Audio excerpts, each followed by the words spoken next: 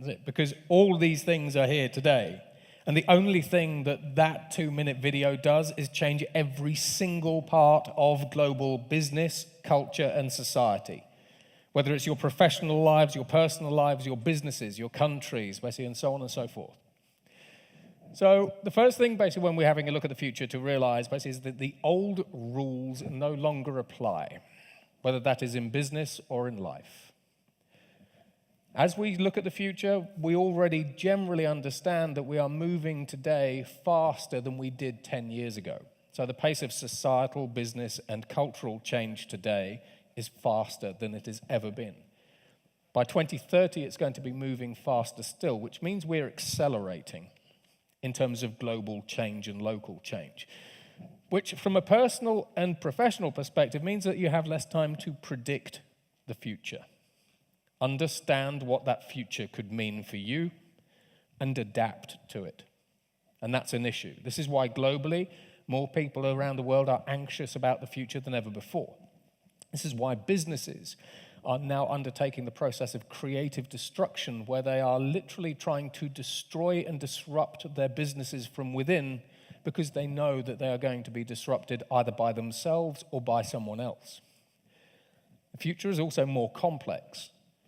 Because, for example, what happens if you combine climate change, basically, with the future of agriculture, with the metaverse, basically, and 5G, et cetera, et cetera. When you start combining all of these different technologies and trends together, it gets really complicated really fast. However, as everything changes, if you can see it and you can understand it, and you get a point of view, you'll see that opportunity is everywhere. And I'm going to show you what I mean by that, and I'm going to give you examples.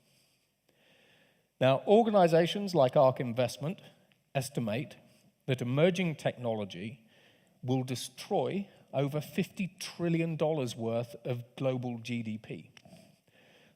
We've already seen this, for example, in the oil and gas sector. If you're an organization like BP or Exxon and you have hundreds of billions of dollars worth of assets, increasingly as we move from an oil-fueled economy to a renewable energy economy, the value of those assets decreases. Same with the manufacturing industry, same with the automotive industry, same with banks. But it's also estimated that emerging technology will create over $210 trillion of new money, or new opportunity. To visualize the technologies that are coming down the line, I use this starburst. There are 170 exponential technologies basically on this chart, organized into 13 categories, spanning 50 years. So if you want to make a product, you need manufacturing. You might need biotech, you need compute, you need to connect it maybe to a 5G network. You need electronics, you need to power it, you need intelligence in the form of artificial intelligence perhaps, materials to make it with, robotics, you need to secure it, you need to put sensors into it, and you need a user experience on top of it. So when you start combining all these different technologies together, this creates your next generation product or service. This lets you disrupt your competitors or them disrupt you, as well as allowing you to move into new markets. So, for example, 3D printing disrupts the $10 trillion manufacturing industry. Number 6, bioreactors solves global famine. And I'll show you how. But when we have a look at number 6, for example, today, basically, we passed the 8 billionth person on the planet. So today, baby number 8 billion was born. So we now have a global population of over 8 billion. By 2030, that'll be 8.6 billion. Number 6 is how we feed them. When we look at biotech, I'll talk about that, but we have regenerative medicine, we have smart drugs, we've got synthetic DNA basically that's coming through. We've got gene drives, in vivo gene therapy that lets us do new things. When we have a look at things like compute, if you think that quantum computers are the most powerful computers on Earth, it looks like the most powerful computers on Earth will actually be DNA and biological-based computers because we've already built them. We also have chemical computers, liquid computers where the computer chips are liquid and the storage is liquid. Neuromorphic computers, we have computers made out of polymers. So if you think that the computers in your smartphones and your pockets basically will always be silicon or something else, one day they could be biological.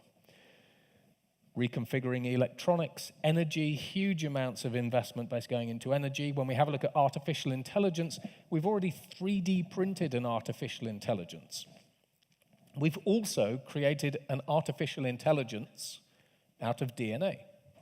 So AI is not necessarily going to be binary or quantum-based.